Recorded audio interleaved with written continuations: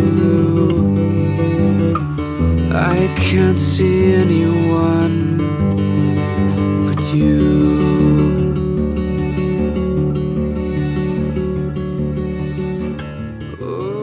Hey everyone, welcome back to the podcast. Thanks so much for listening. Hey Maddie, how's it going? Good. This is our first time talking about music formally, right? Yeah, actual music. Go figure. I know. We've talked about all kinds of, we've done photography, we've talked fashion, we talked fishing. I've talked to a lot of artists, but not necessarily music artists. So this is a first. All right, yeah, exciting. Good times. Thanks for giving us some of your Sunday. And let me go ahead and share this, that one of the reasons we started this podcast was to kind of highlight and draw attention to things, about Asians. But another probably equally important reason why we started this podcast was to highlight and spotlight projects performed by Asian creators. And so that's what we're going to do today.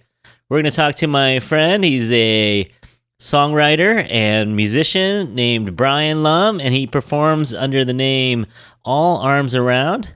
So please welcome Brian Lum. Hey, Brian. Hey, how's it going? Thanks for having me.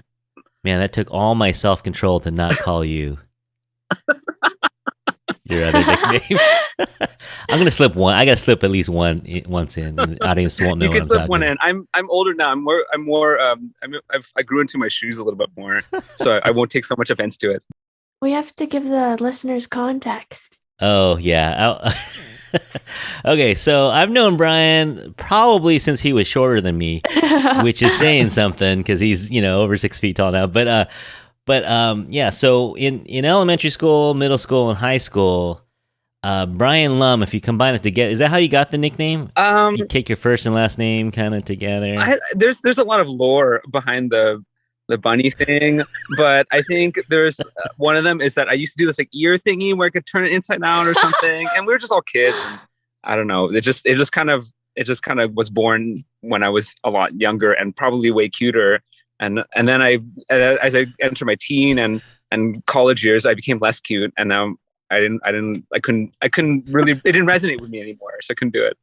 You couldn't pull it off. Yeah. So the nickname is Bunny. But we won't call you that. We won't call you except for now. Maybe once. But yeah, so Brian, by day is a pharmacist and a dad and a husband. But he is by hobby, for all these years, a musician, a songwriter, a piano and guitar player. And he's been working on this album, which has been, we'll talk about it more, but this album came out, about 2 months ago? Yeah, I tried to do it right, but like during 2021, but then it took like a couple days for me to get it onto Spotify and what was the other one? Bandcamp. So there was like some lag time for them to do all the licensing. So it was like kind of closer to January. I think January's 3rd or something like that. Yeah. So the album's called Matter. It's under the name All Arms Around. You can get it on Spotify or Bandcamp. We'll give you some more details about that later. But yeah, let's get to know you a little bit, Brian. So you started piano when you were a kid, like a good Asian kid? Yeah, you kind of, the way I see it, like as an Asian American, you kind of have two paths. You either get piano or violin. And I just was piano. Piano is like really instant success. You just push a button and it works. I didn't really back then I wish I'd practiced more. I remember like I don't know if like other viewers or listeners can relate, but I'm sure that like when you're going through music lessons, you're doing your thing, and then your piano teacher goes like, "Oh, I could tell you didn't practice," and then you feel this like sense of shame. And then on the other side, it's like sometimes you didn't practice, and then you do really well, and they're like, "Oh, I could tell you practiced," and you feel like you cheated the system, and it's like so great. You pulled it off. So that's kind of like the way I did it. Yeah. You're seeing how little practice you can actually get away with and still get the accolades. Yeah. When did you realize you're actually pretty good at it, or that you enjoyed it? Was that later? It was way later. I mean, I think I realized that I had this perfect pitch thing when I was younger.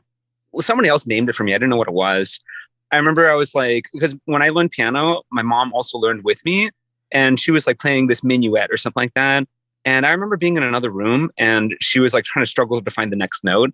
And she's like, da, na, na, na, na, na, na, and she couldn't find it. And I said, Mom, it's G. And I yelled it from the other room, Mom, play G. And then she would play G. So I remember that memory from early on.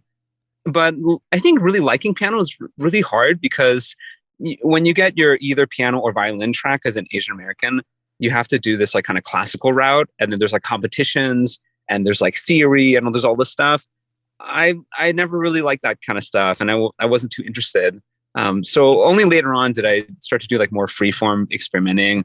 I took a jazz piano course in college, which I didn't do that well at because I was so stuck in my classical ways. But I even now, like I'm teaching my son, I'm trying to have him go through these like little piano books. And as I'm doing that, I'm like trying to rediscover like, oh, maybe I should take on my jazz book and learn a little bit. And so even now I'm still like cultivating my love for piano and for music. How about you, Maddie? When did you realize that you really liked music?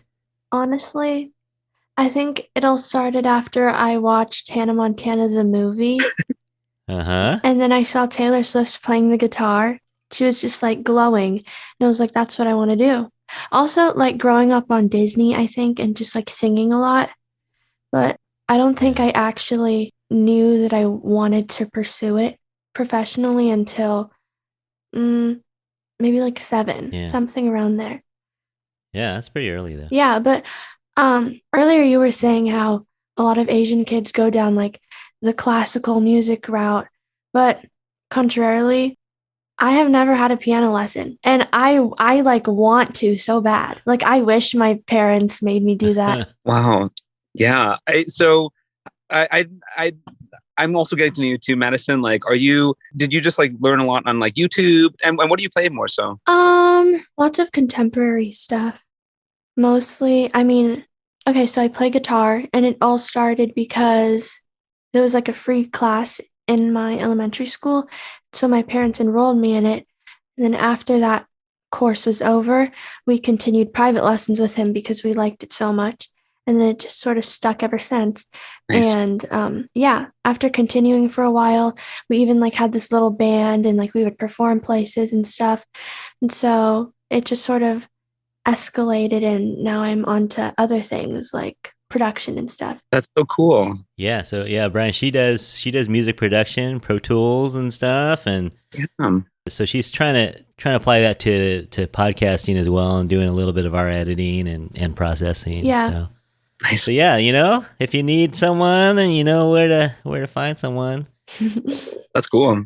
Well, how about you, Brian? What were your what kind of musical influences did you have growing up? Well, I grew up primarily in the Asian Christian church, and so a lot of the influences I had were like mostly white guys doing worship music and stuff, like contemporary Christian music. And I think part of it was maybe the culture I was surrounded in, but I actually enjoyed it. I mean, it was very, very pleasant, and it was very easy to play. Like you get this like maybe 4 chord progression, you get like 1, 4, 5, 1, 4, 5, 6, whatever. It's very easy to follow along with. So I think those are probably my main earlier influences. And then later, as I got older, I started to listen to like other stuff, like singer-songwriter folk music, gospel music. I don't know. I think maybe in my younger years, I was like more adventurous and I was more willing to listen to a lot more. And then I think nowadays I kind of just stick to some basics or people that I've listened to a long time, and they're maybe creating new stuff. But yeah, singer-songwriter is a big influence. Maybe alternative, some like rock, I would say. Ambient stuff is a big one. Yeah, I feel like you're coming at me a little bit. That 1-4-5, man, that's like that's my peak of guitar playing. I might throw in a 7th every so often, but yeah, that's kind of where I live. You know how to play guitar? Oh yeah. Ask Brian, who taught him a B7. How come you never told me? I don't know. We've never gotten on the topic. That's crazy. Because all I do is chord. I strum and I do the 1-4-5. That's all I do. I mean, that's still something. You can play anything with that. Yeah, that's true. Curtis even played for his own wedding, which I attended. Yeah. I thought I knew everything about you. Anyway, back to the script. Hey, let's get back on topic. So back in high school, I think is when you picked, or was it middle school you picked up guitar too? Yeah, middle school more so. I think like just about seventh or eighth grade. And there was a guy at our church who would play classical guitar. And I just thought, oh, that'd be kind of fun. It's definitely, it was a challenge because as all of three of us know, since we're all guitarists, there's a sort of like learning curve in the beginning because you're not only doing something with your right hand to pluck things, but your left hand is at, or like, what you're using one dominant hand and one non-dominant hand to do something, and you got to push the like right over the fret but not on the fret. It's like kind of challenging. So I did some like guitar and I stuck it out a little bit, and that's kind of my beginning of like playing for church. And church we would play like maybe every week or every other week, so I had a lot of chances to just like play some 1-4-5 music, and it was really fundamental for me. It was also like playing in these little bands, and it was really fun. It really, I think, solidified some of my skills and strumming and stuff. I think this is probably when we should give a big shout out to Warren Lane Music. He's our friend, and Brian, I almost called you Bunny. And Brian grew up with Warren, and Warren is now a legendary YouTuber and music teacher. Maddie, if you ever want to learn any Radiohead songs, do you listen to Radiohead? No.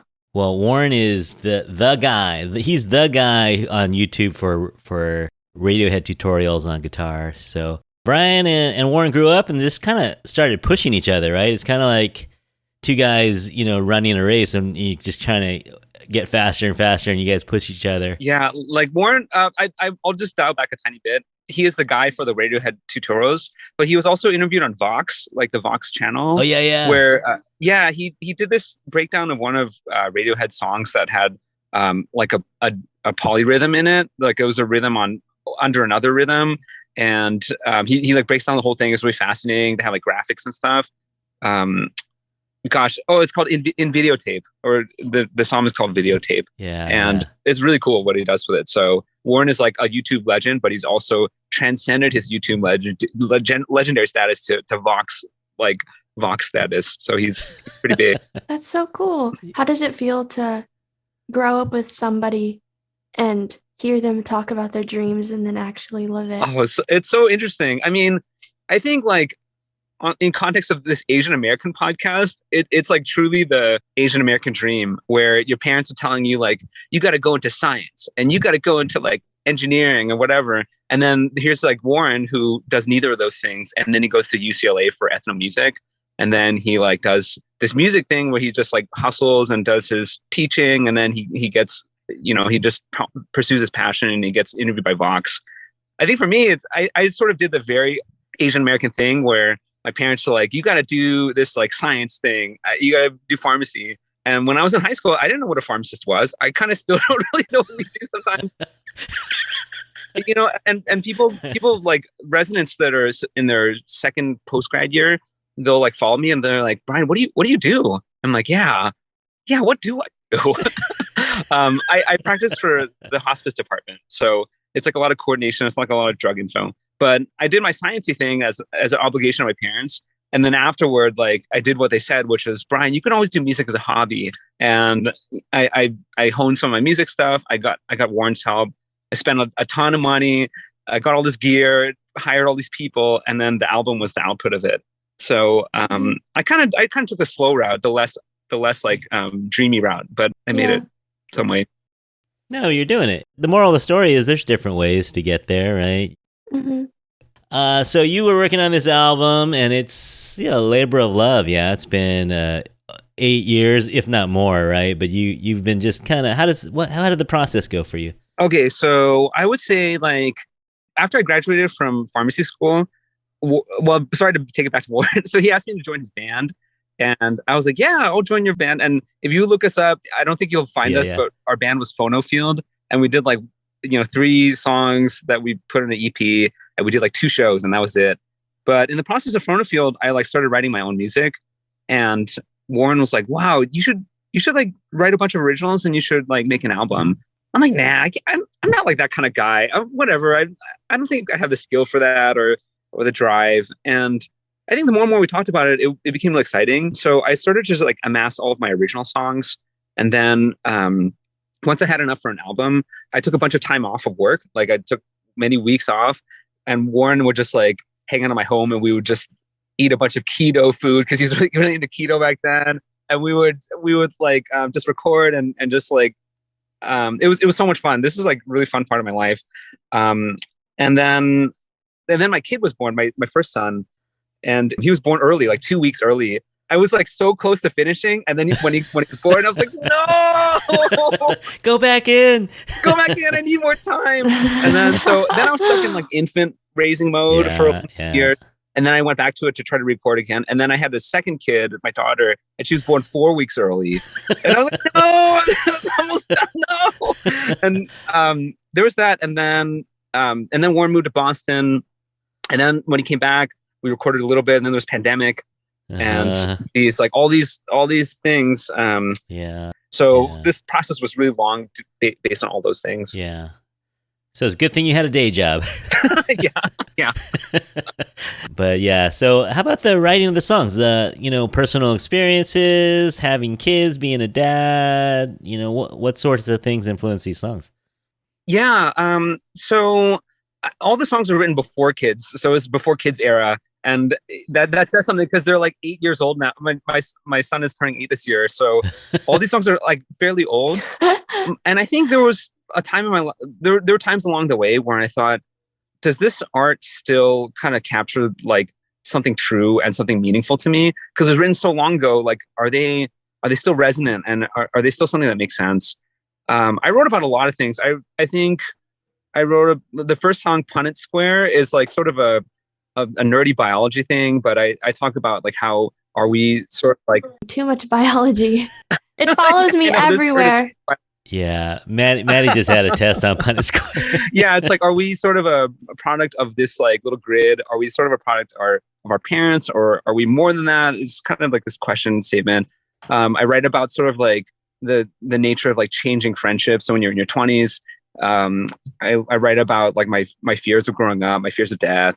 And then I also wrote like a bridal procession, which was when I got married. So there's a lot of themes, a lot of just like life experiences.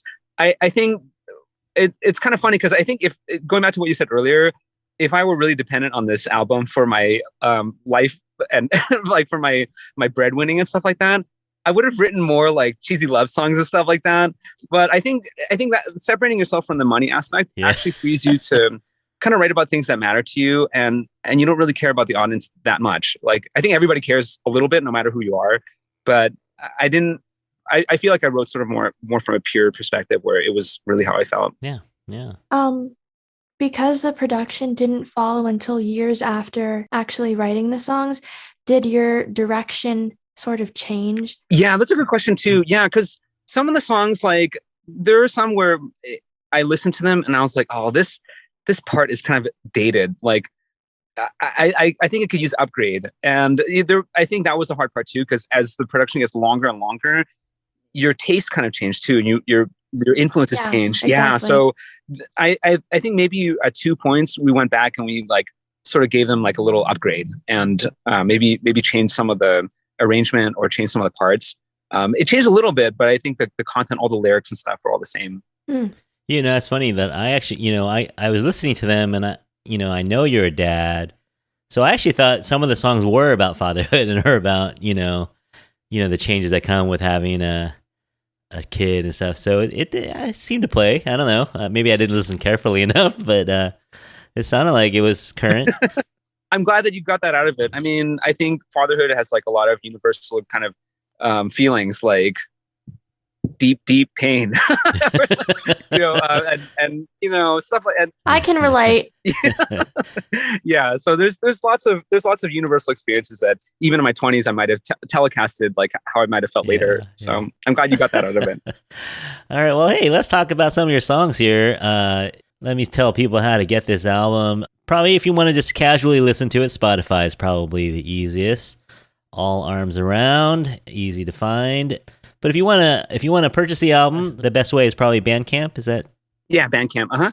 Yeah. Okay. So the best way to buy this album is probably to go to Bandcamp. And speaking of making a livelihood out of it, Brian is not. He is donating 100% of the money to the Oakland Unified School District. So if you buy an album, help out the schools in Oakland. So good on you, Brian. That's really nice of you to do that. Yeah, that's awesome. So and it's like $1 a song, $10 for the whole album. So you get a bonus song if you buy all of them. Oh yeah, yeah. You if you listen on Spotify, you won't hear my son's great debut. He sings a song that about cinnamon raisin bagels, and it's really really awesome. You got to buy. Oh. Yeah, buy the whole album. Yeah. Yeah. So it's cool. So go to Bandcamp, look up All Arms Around, and it'll pop up, and you can pretty much hear the songs. But I suggest purchasing them. It lets Brian know that you're out there, that you're listening, and the money goes to a good cause. Thanks, Curtis. Yeah. No, of course. And so let's see. I picked one, and then maybe you can pick one. Maddie, have you listened to some of these? You want to pick one to talk about? Yeah. I don't remember the names, but I did listen to it. Okay, so I'll pick one first. I'm going to go with, Maddie, you're going to like this, Punnett Square. No, yeah, the concept of that one was clever. Oh, thank you. I liked it. Thanks.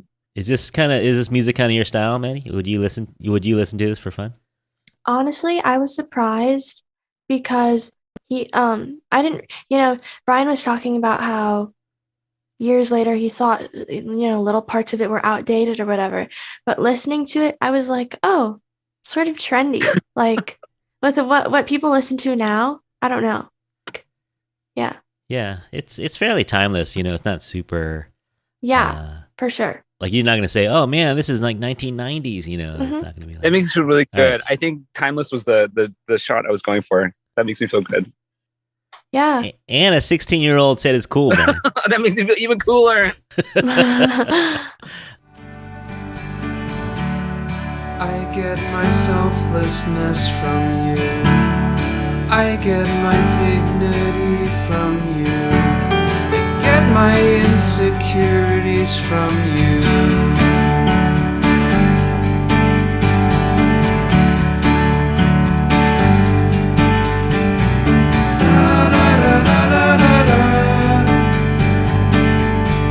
And once in a while,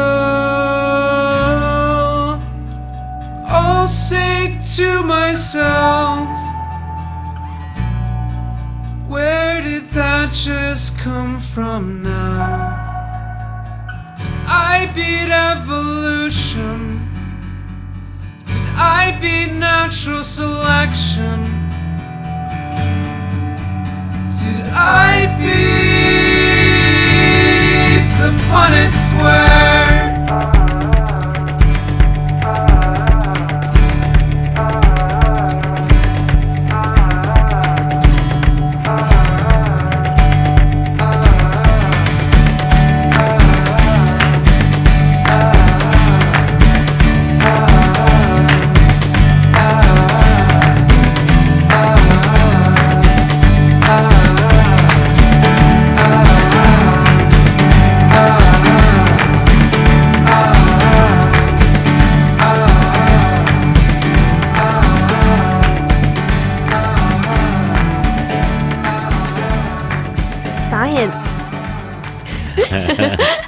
Sorry, Maddie. Yeah, see, if Maddie were on this album, she could have told you the mathematical ratios, I like the background vocals. Thanks. Thank you. There's a few kind of like fun production behind the scenes.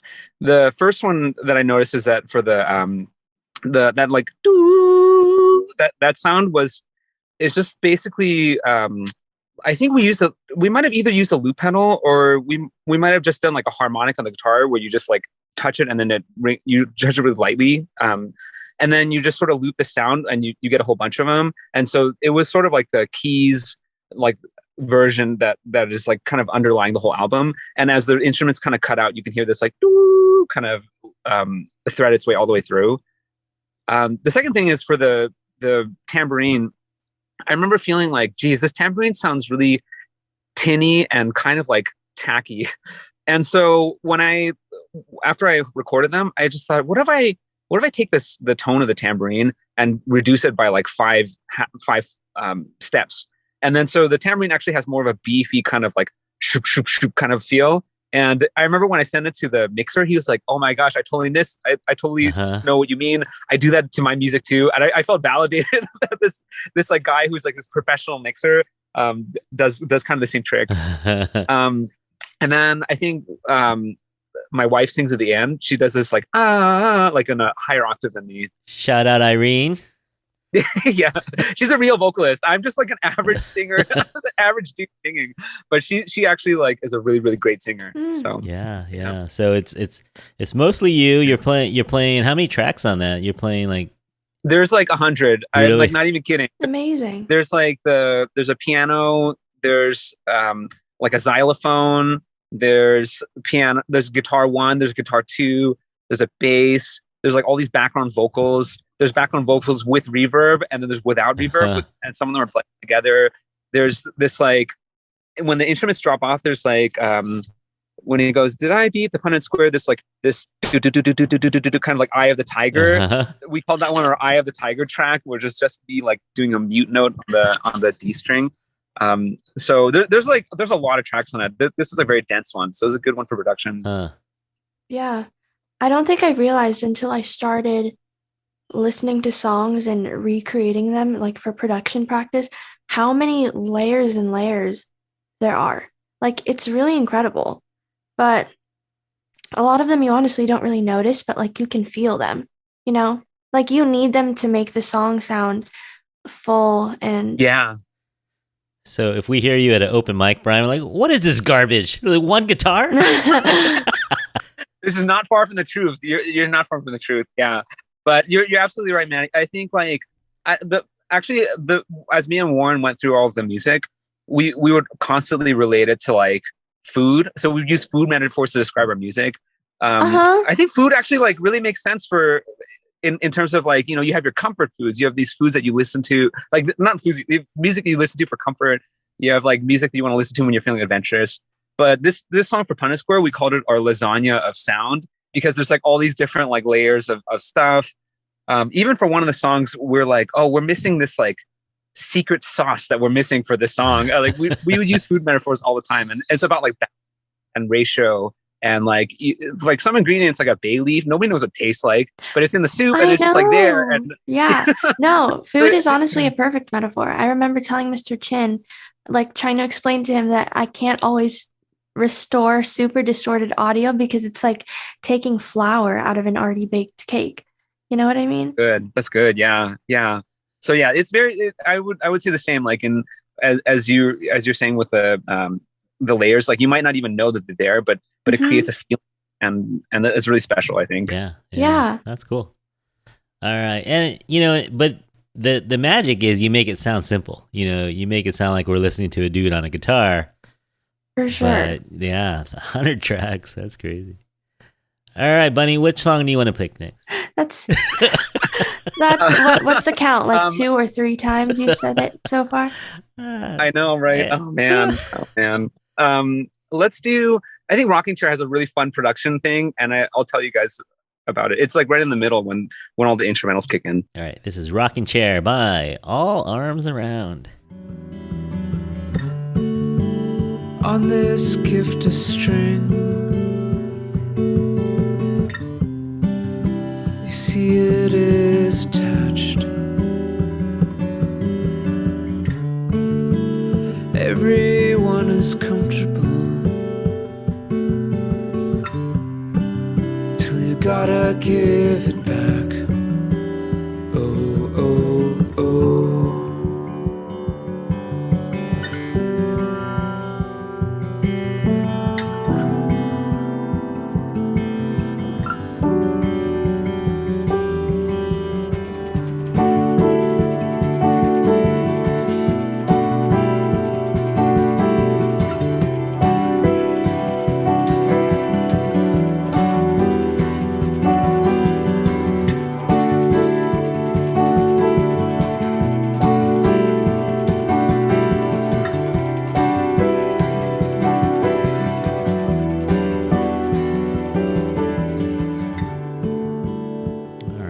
Chair. That's pretty. Thanks. Thank you. Yeah. The surprise part about that is that so in the first iteration of the song, we did it and we were like, man, there's some secret sauce that's missing. What is it? And I'd always sort of imagined this like percussion part in the middle, but nothing like, big like bass drum and like snare drum and cymbals, nothing like that. Like something sort of like really like kind of like really like very light and just something that kind of gives it a little bit more lift. And I tried it on a snare drum. I tried to like just pat it out on my fingers.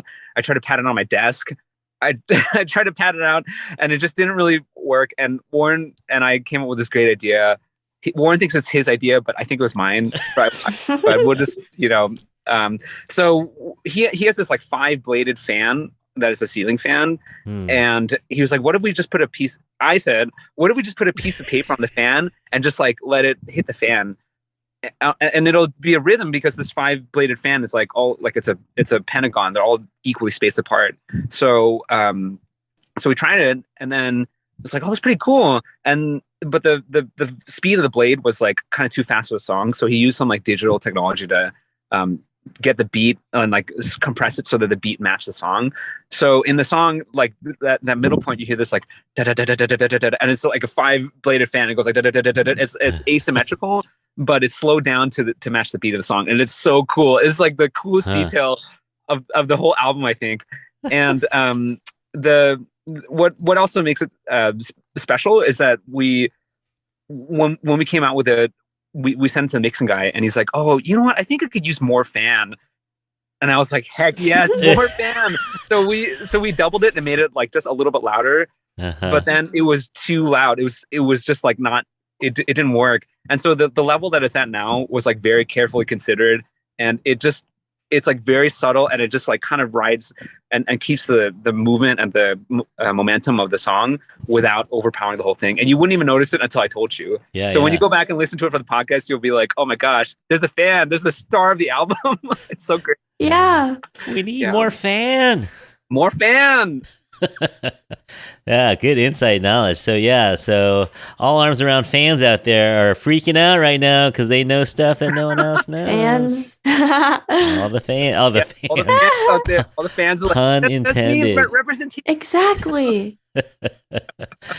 All right. See, Maddie, you want to pick a song, or you don't remember the name? Do you remember what the mood was like? Maybe Brian can identify it. Let's see. Let's listen to Crystal Ball. Actually, Brian, let's do this backwards this time. Why don't you set the song up, and then we'll listen to it. Oh, okay, yeah, okay. Yeah, give us some inside tips to listen for this time. Okay, so Crystal Ball came out. I think I was writing it around the time Adele's 21 album came out. Okay, and that song that goes like, "I will always love you," no, I don't know, something like that. And I forgot what the name of the song is. I'm embarrassed. I'm like not Adele fan, but this came out like before Adele eventually like they gave her too much radio time. I felt, and then like everyone kind of got sick of rolling in the deep and stuff. The radio did her a big disservice, I think. So I did that guitar part is from there, and the percussion part. Warren was like, "Hey, let's put in some percussion, but let's just make it sort of sound a little unique." He did this like pat on his thigh. And then he had like a bunch of coins, and he put the coins in his pocket, and he patted those to make sort of like this, like almost like cymbal or snare drum sound, or this like hi-hat sound. So it's like a bunch of like little clicks and like coin pats and thigh pats, and that kind of underlines that underscores the percussion part. I think Warren really loves the ending part more than I do. I think because he has this big electric guitar solo, and he really loves himself a lot. So he's like going in there with this big solo, and it's like a really big like kind of surprise. You're listening to this song that's like kind of this, acoustic-y feel, and then at the end it like kicks in a rock.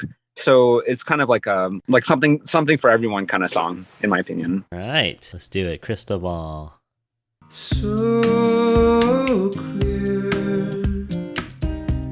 the coming age, the working man, the model path, the marriage plan. I will take a forward step. I won't falter, no.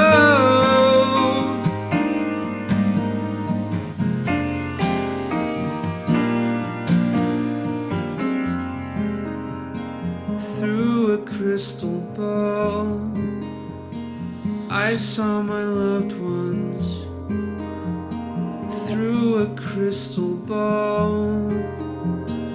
I have seen it all.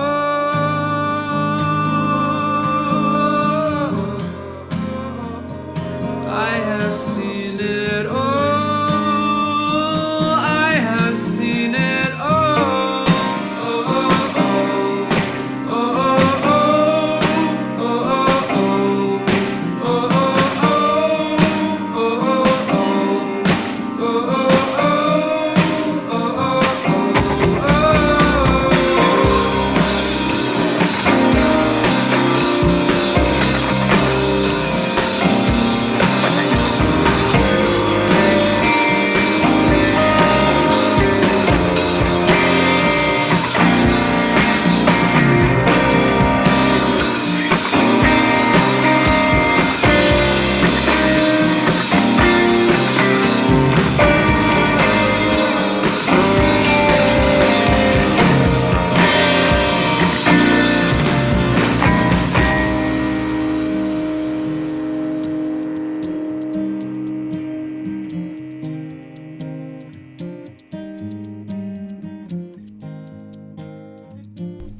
Such a sled. Yeah, that is surprising, you know. No, I love like when it ends with chaos. Phoebe Bridgers has a song called I Know the End, and it's so good. It's like that. Like the build up, top tier. Oh, thank you. Thank you. This is also a Warren plug, but I don't know how to play drums at all. So he does like all the drum stuff and the electric guitar. So that's all Warren. But yeah, we weren't really sure of like mushing the two types of styles would work, and then it totally worked. So we just kept it. Yeah, I think that's your song before the encore. So that's your last song of the set. Then you go backstage and then come out and do one more. But that's the end song right there. Yeah, for sure. No, good stuff, man. That was good. Thank you. Yeah, that one was good. I think my favorite. Yeah, it's surprising. Yeah, good pick, Manny. Good pick. I know. But yeah, it kind of gets you, lulled into, okay, this is just going to be mellow, a little light percussion. And then the distortion kicks in. Yeah, that's good. Yeah. There's a lot of like spooky sounding backwards vocals going on too, where you took like some of the O's and like the OOs at the end, and you just like reverse the track. Mhm. Get this like kind of, there's a whole bunch of those. Yeah. All right, so we don't want to give away the whole farm here on our show. So everyone out there, go to Spotify, give Brian some listens, or even better, go buy the album at Bandcamp, All Arms Around. All the proceeds go to the Oakland Unified School District. So Brian, you have survived the tough questions, but are you ready? Actually, Maddie, are you ready? I don't even know where the lightning questions I gotta put are. it in the chat. Oh my gosh, they're gonna be a total surprise to everyone. All right, Yeah. I know. Andy, So This is how we do exciting. it. So yeah, you're gonna have to edit this so it's smooth and we seem Oh, it's gonna be prepared. But prepared. Yeah, no, don't worry. okay. As Brian knows, you can do a lot with audio. yeah, Anyway, okay, Brian, don't click on the link. Okay, this is just for Maddie. Actually, I'll direct message it to Maddie. I gotta look at the answers. see. I gotta cheat on someone else. I don't want you to cheat. Yeah, Yeah, these are hard that's hitting. a big thing with Mr. Chin. These are No hard. cheating. Yeah. Okay. All right. You want to do them all? Or you want to alternate? What do you want to do, Maddie? Oh, last question is so juicy. Yeah, super spicy. Wait. The last question could determine whether you ever speak to Madison ever again. Is he a fan of the first artist? No, I don't know. Because I don't know. I feel So like this is, he would be. I based don't on his know. We'll music. see. Okay. We'll see. So, lightning round starts now. This is serious business. Right. 1. You can only choose one instrument to play for the rest of your life, guitar or piano. Oh man. Or ceiling fan. Oh, true. No, I think it's going to have to be that that's one. offensive to the ceiling fans out there. Like the ceiling fan is its own character. It's not an instrument. All right. But I think I'd have to say piano at this point in life. There's just so much you could do with it with like 10 fingers. There's so much. There's so much sound. Yeah. I mean, isn't that why and how it was invented, right? Wasn't it like to replace an orchestra? You can kind of play the piano. Yeah. All right. Good choice. Okay. Next question. Okay. Favorite key to compose in and time signature.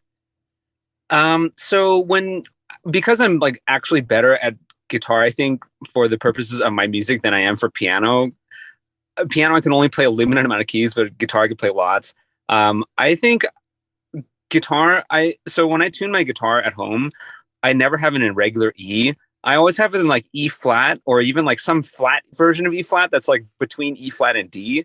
And I tune everything down because I feel like there's something that is like so stuffy sounding about a guitar that's tuned to 440A. Like it's just so stuffy and so stiff.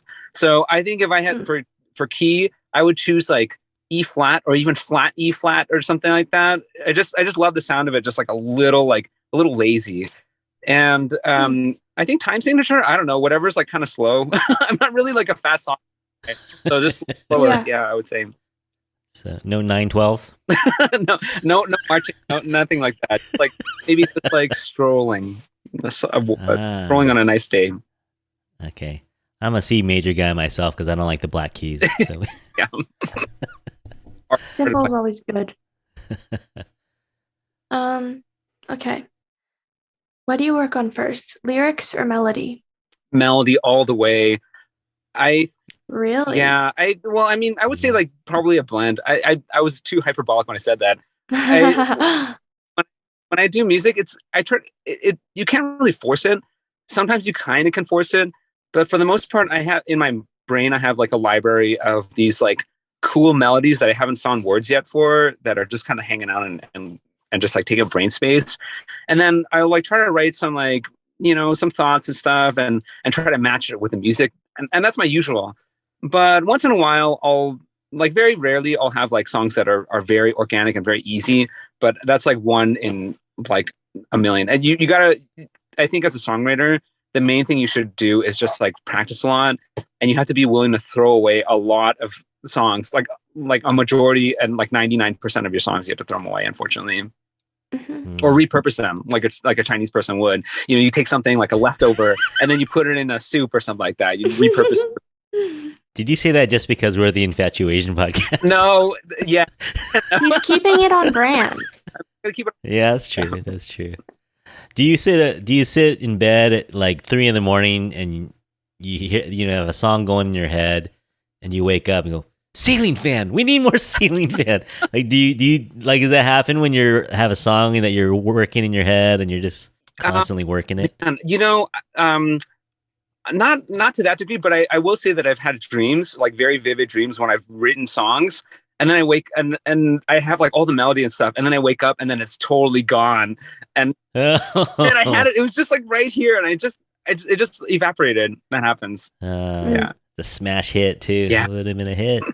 All right, I'll do this next one because it needs a little explaining. Okay, so let's say you have a friend like a Warren or someone else or a Madison. Yeah.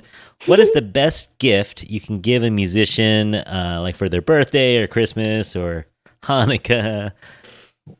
Doesn't have to be expensive. It could be super cheap. Or what gift would you want to give to a musician? Ooh, well, I think it depends on where the arc of this musician is.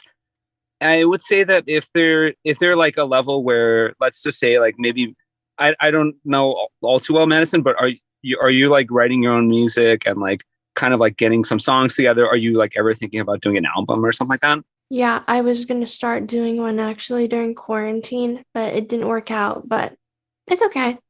Still for sure in the future. Yeah, you just got to kind of keep them and keep them in a safe place for yourself. But I think you can actually buy studio time for these people, like somebody like Madison. And I've had friends who have bought studio time for other musician friends where you like, for example, I'll plug Tiny Telephone again because there's a guy, Bo, who's like incredible as a human being and just like really good ear and really encouraging and stuff. You can just say, hey, Bo, I'm going to pay you like a day rate. And you can just like buy a day at Bo's studio at Tiny Telephone and then have them do like a whole day at the studio. I think that's like an incredible gift and it shows like a lot of commitment. Fun. Yeah, good answer. All right, here's the hard question. It's my turn to ask this one because it's fun. It's so funny. Oh no. No, don't be scared. Actually, I'm joking. It's fine. Are you team John Mayer or Taylor Swift? Oh man. I don't know, man. Like, are you? Answer Do wisely. do you listen to either one of their music? Because honestly, like, I can see John Mayer being one of your influences. Yeah, I actually have listened to the Continuum album for John Mayer, and maybe some of his other stuff too, like when he was getting bigger. And then Taylor Swift, I actually was it 1987? Was that the name of her album? Oh 89. no, 89? Dude. Oh, That's You so just exposed disgraceful. yourself. That was so painful for me to hear. Yeah, it's oh, I'm so 1989. sorry, everyone. Yeah. Oh, sorry. Oh man. But I really like that album. That whole album was really fun. And it was Yeah. like I don't know. Why are you gonna make me choose? You're gonna like reduce my fan count. Some people are gonna be God, I can't believe Tay Tay or Team John Mayer. I don't know. I think I'd have to stick with John Mayer for his like singer-songwriting kind of like but Taylor Swift has it too. But I feel like in 89 album, it was like singer-songwriter on pop steroids. Like they made all the songs like super fun, and like they just made him like really embellished pop perfection. Pop. Yeah, I was gonna say yeah. I mean, I respect that type of like the way that she approached it, but I would feel like kind of more connected to John Mayer's like kind of more like maybe more stylistically. Stylistically, yeah, like he does like some jazz stuff. No, he's a great musician, honestly. I mean, you can't deny that. He's great. Yeah.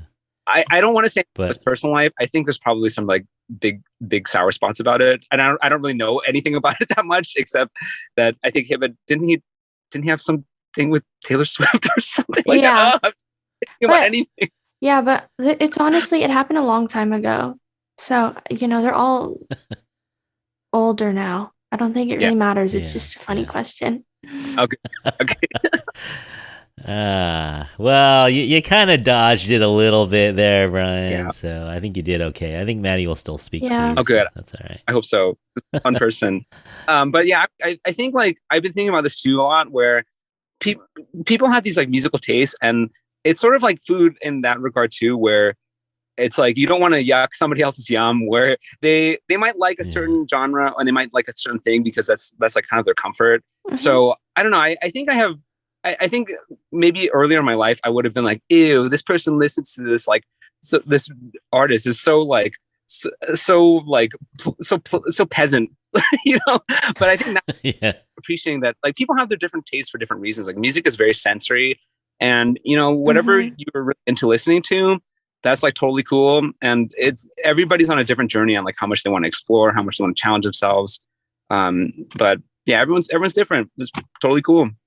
All right. Brian Lum, musician, songwriter. Thank you for a pharmacist. True. Thank you for coming along. Yeah. Yeah, buddy. I had to have my time to do that. Yeah, the slide it in there. But yeah, thanks for coming along, man. That was fun. Yeah, thanks for having me. I had a lot of fun, and I love your podcast, and I can't wait to listen to this episode and all the other ones. Oh no, don't come to school tomorrow. No, it's not COVID. It's allergies. It's allergies.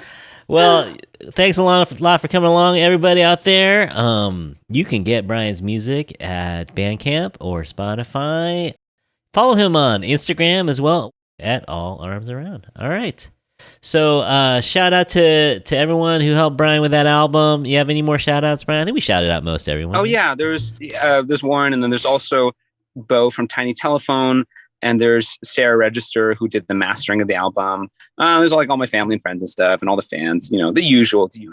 And Joshua made an appearance on the album. My own son. He self-proclaims himself as my biggest fan. He's so sweet. He's like such a good kid. But yeah, he's also like really into music, and he's like learning music, and he's writing his own funny music too. Nice. Yeah. And of course, the real vocalist in the family, Irene. We got to shout out Irene. Yes. All right. Well, and we got to shout you out too. Thanks for working on our theme song. Sometime, the original song. What is it called? Super Happy J-Pop Fun Time is our original theme song.